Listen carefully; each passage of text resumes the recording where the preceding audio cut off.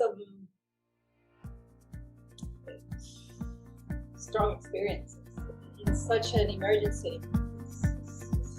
Test you to the core. That's when you see the essence of Shiatsu.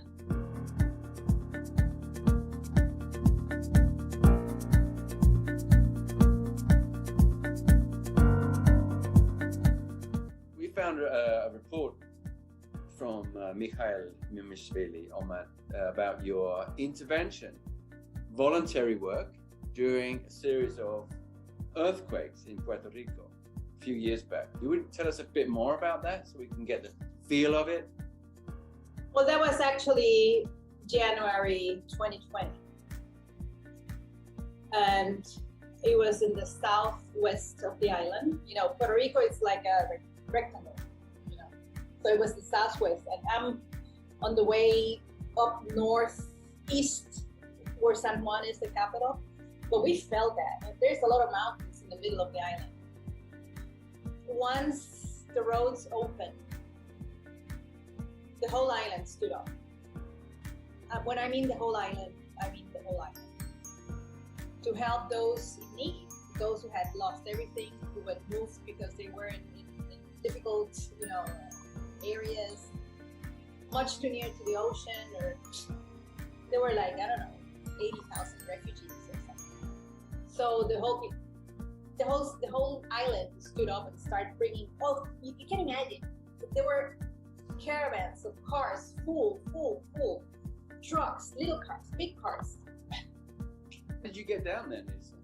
Yeah, well, all of a sudden I find myself being part of this group, Therapies for Puerto Rico, something like that. Organize themselves to go down there and help, you know, give whatever they could, other than big supplies, but bring well-being. So how did you guys set up down there? Did you have tents or something? Yeah, I have a big park, and some of the others had also, so carts and carts, and we put all that together. And through the WhatsApp group, we would say, okay, we're going to the Peñuelas refugee camp. That's or we're going to whatever, or this place, and they would say, okay, I'll join you or join you. So a whole bunch of different groups going down. So how long was this going on for? Was it like a couple months or something? Yeah, it was from middle January to end of February. And so tell us about some of the people that you remember treating, some of the people that stick out still in your mind from that time. Well, I had some strong experiences. Actually, this father of 5, who, what I said before, had to run out of the house because the second floor came crushing down, and they just couldn't save themselves. So he hadn't slept in over a week, not one eye could close. He slept for 2 hours. I had to use another table to keep on working. When he woke up, he said, I feel like everything was erased. All the fear I had is what it was erased. I didn't someone saying that to you. It was like, yeah, there were a lot of hugs, a lot of with everybody who came. I had an old lady, she was like 85, who lived very near the water, and she said, oh, my house stood the hurricane. I didn't have to go out, and now I have to go out because the water, you know, the level was going up. And she couldn't close her fingers. She was like this. And I said, okay, I'm gonna take care of you now. And I took this special cream I make myself, and I started with fingers and that, and she's blessing me constantly. You know, just bless, you know, oh, may God bless you. Okay, hold on a second, I cannot work with you like this. And you know, down, I'm full of cream, and she's okay. Let's try those hands now. And she's, oh my God,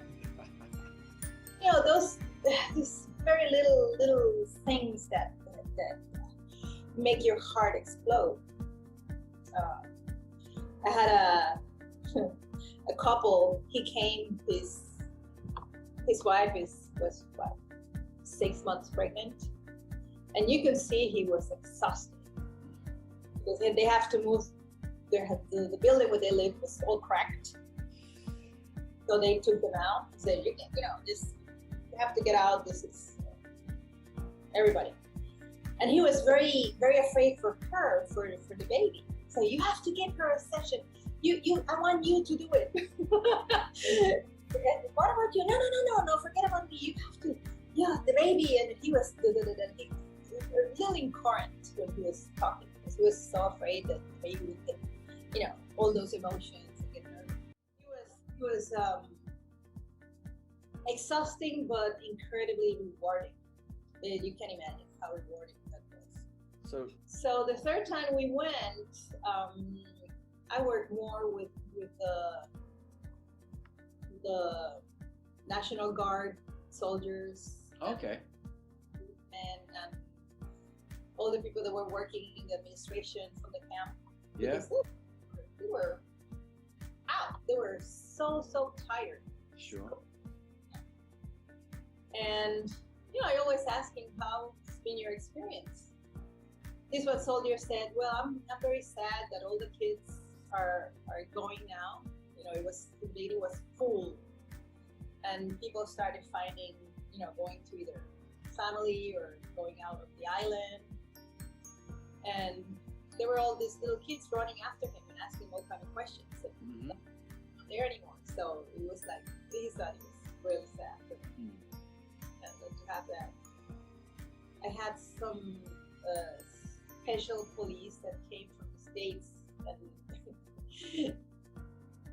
this one officer came and said, can you give me fast massage? I don't want them to see me. Because he could get in trouble. He should be, patrolling around the policeman and But he said, okay, my back, my lower back, I can stand my lower back. What can you do in 15 minutes? I said, okay, I'll try my best, So I gave him some stretches. Told him how to stretch himself so he could release pain. Excellent. Yeah. So there was so much to do. What really hit me really, really hard was I had seen this guy walking around with a walker. It was obese, really, really, really, really heavy. His legs were really swollen, and I was trying to avoid him. I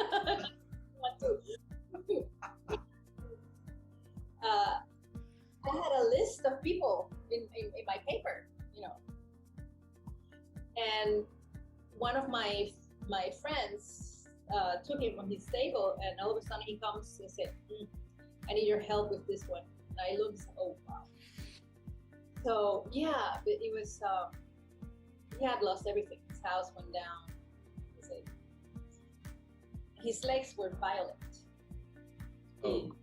He was not walking enough. There was so much edema there. It was really, oh my goodness.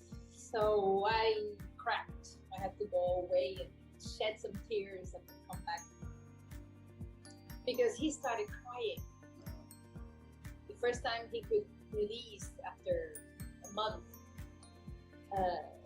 he started crying and I started crying too.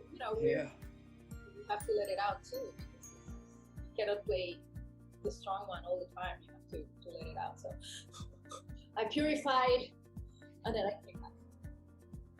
And with the level of anxiety was so high. They were, you would touch them and feel like,